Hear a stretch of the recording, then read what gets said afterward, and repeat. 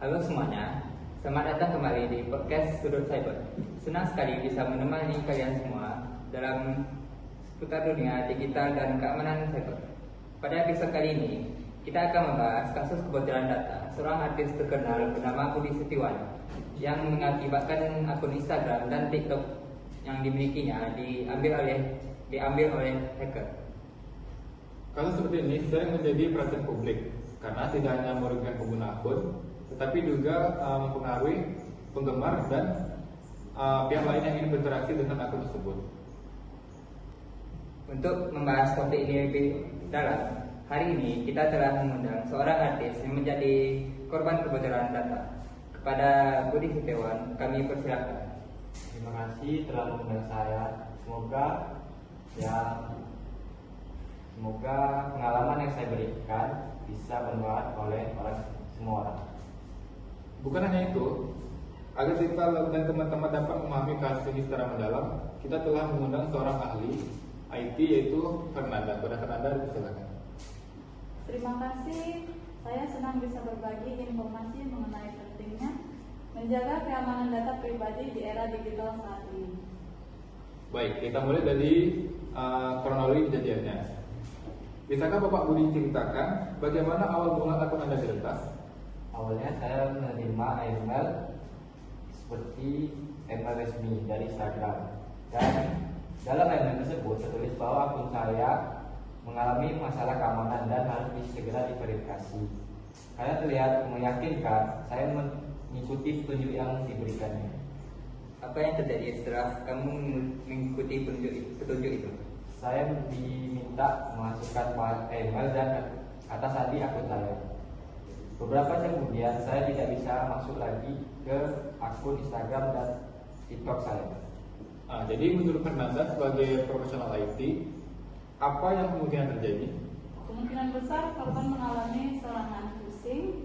Phishing adalah metode penipuan yang dilakukan dengan membuat halaman atau pesan palsu yang menyerupai layanan resmi agar korban memberikan informasi akun mereka. Selain phishing, apakah ada faktor lain yang dapat menyebabkan kebocoran data?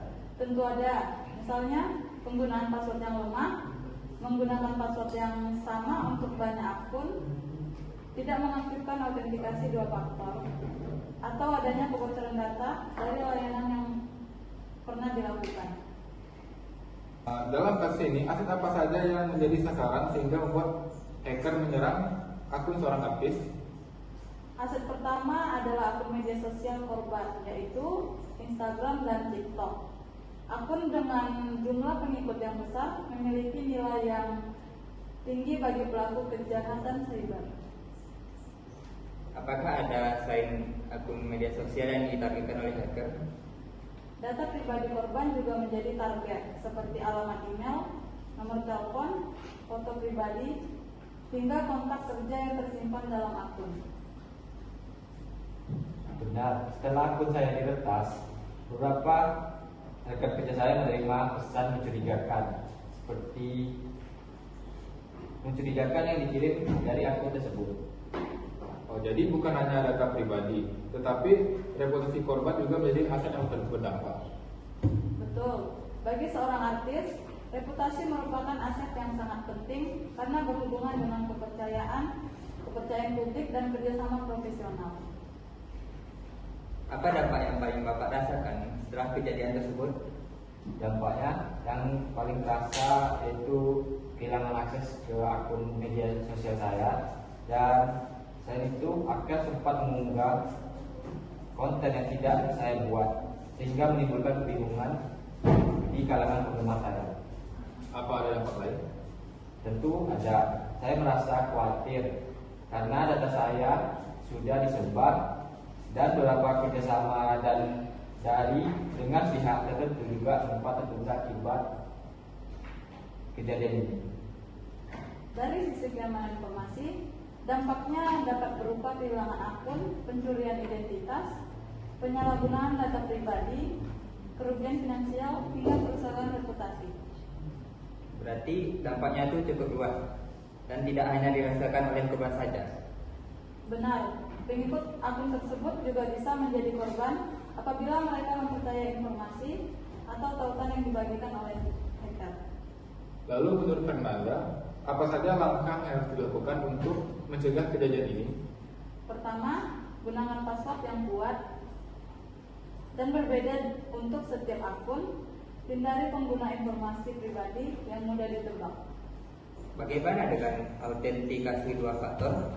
Itu sangat penting.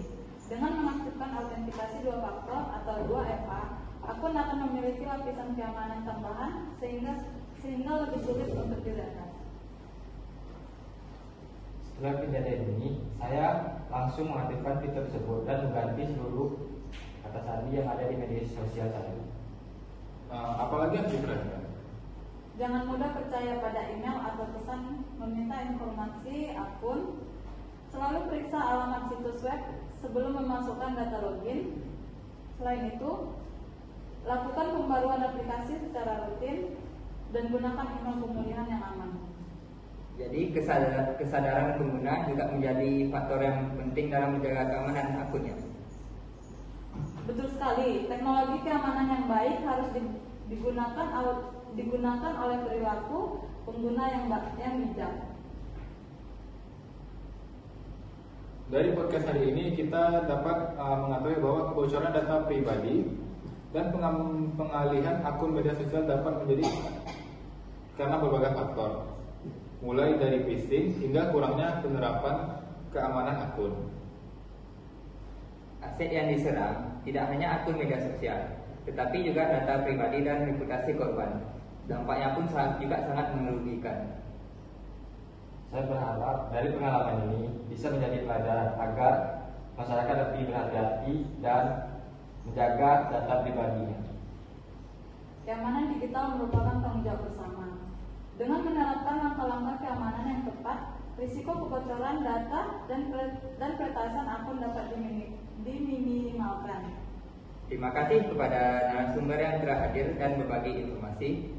Dan terima kasih juga kepada seluruh pendengar dan yang mengikuti podcast Sudut Cyber hari ini, dan sampai jumpa di episode selanjutnya.